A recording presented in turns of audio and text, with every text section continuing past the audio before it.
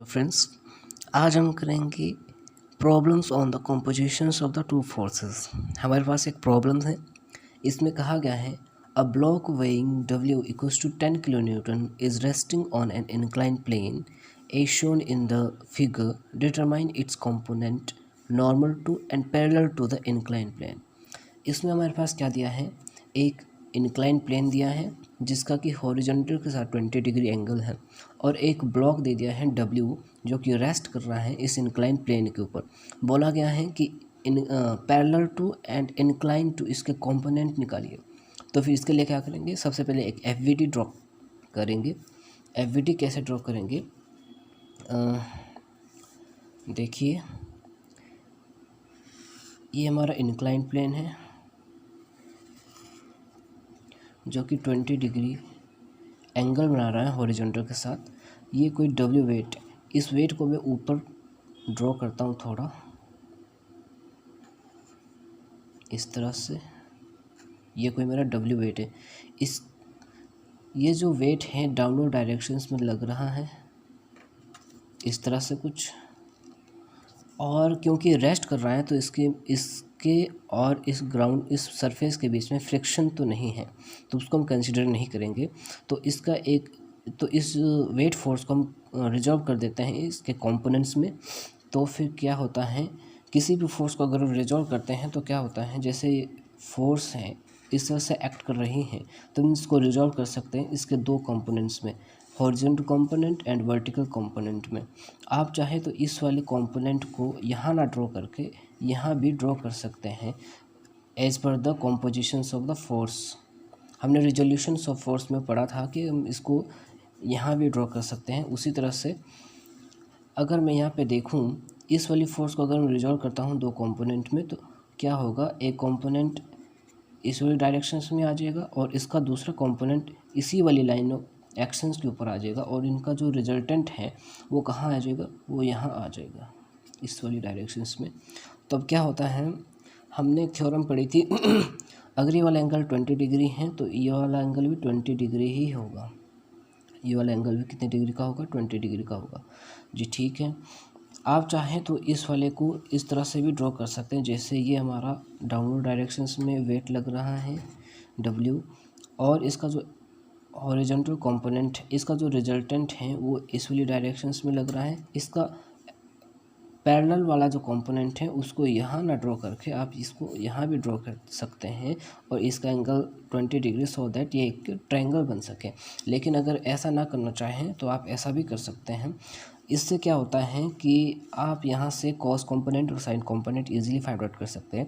लेकिन अगर आपके पास ट्रिक पता है कि जिसके साथ एंगल है वो उसका कॉस कंपोनेंट है और जिसके साथ एंगल नहीं है वो उसका साइन कंपोनेंट है, तो आप इसका भी यूज़ कर सकते हैं इजीली, सो दैट आप शॉर्टकट फाइंड आउट कर सकें। अच्छा, अब यहाँ पे आप देख रहे होंगे कि ये रिजल्टेंट के साथ 20 डिग्री एंगल बना रहा है। अगर आपको टोटल एंगल पूछा जाए इसका, ये वाला एंगल पूछा जाए तो कितना होगा, अगर देखा जाए टोटल एंगल 90 डिग्री होता है, ये 20 है तो ये कितने डिग्री का होगा, 70 डिग्री। ये जस्ट इन्फॉर्मेशन के लिए था, हमारे पास सिर्फ 20 डिग्री गिवन है तो हमने सिर्फ 20 डिग्री ही लेना है इसके हॉरिजॉन्टल और वर्टिकल कंपोनेंट में। अब पूछा क्या गया है, पूछा गया है इसका पैरेलल कंपोनेंट एंड इसके नॉर्मल कंपोनेंट फाइंड आउट करें। ठीक है जी, अगर हम देखते हैं ये हमारा प्लेन है, प्लेन के नॉर्मल कौन सा रहेगा, ये वाला जो फोर्स, ये वाला जो कंपोनेंट है ये वाला इसका नॉर्मल रहता है और ये वाला जो कंपोनेंट है ये वाला कंपोनेंट इसके पैरेलल है। ठीक है जी, तो हमने क्या फाइंड आउट करना है, कंपोनेंट सबसे पहले फाइंड आउट करते हैं पैरेलल टू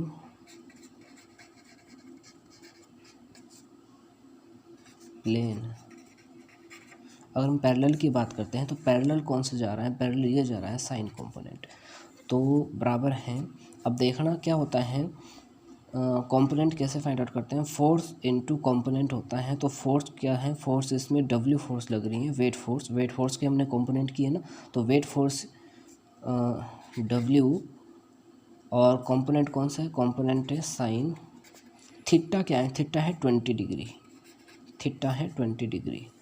तो W मेरे पास गिवन है, W कितना लग रहा है 10 किलो न्यूटन लग रहा है, तो बराबर 10 साइन 20 डिग्री।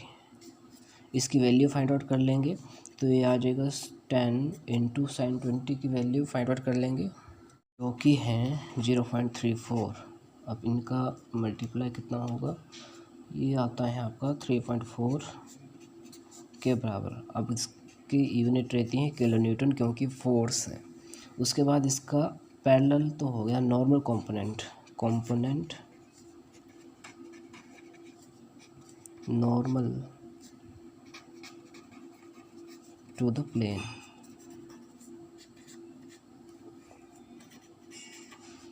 अब नॉर्मल टू द प्लेन की अगर हम बात करते हैं तो नॉर्मल कौन सा कंपोनेंट है, नॉर्मल ये वाला कंपोनेंट है, ये वाला कंपोनेंट नॉर्मल है, कौन सा कंपोनेंट है कॉस कंपोनेंट।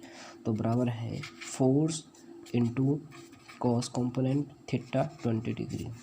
फोर्स मेरे पास है 10 किलो न्यूटन, कॉस 20 की वैल्यू होती है आपकी कॉस 20.93 इंटू 10 अगर करते हैं तो ये आता है आपका 9.3 किलो न्यूटन के अप्रोक्सीमेट आता है ये। तो ये था इसका answer. I hope you will enjoy my video. Thanks for watching. Keep subscribing and share this channel to all of needed student.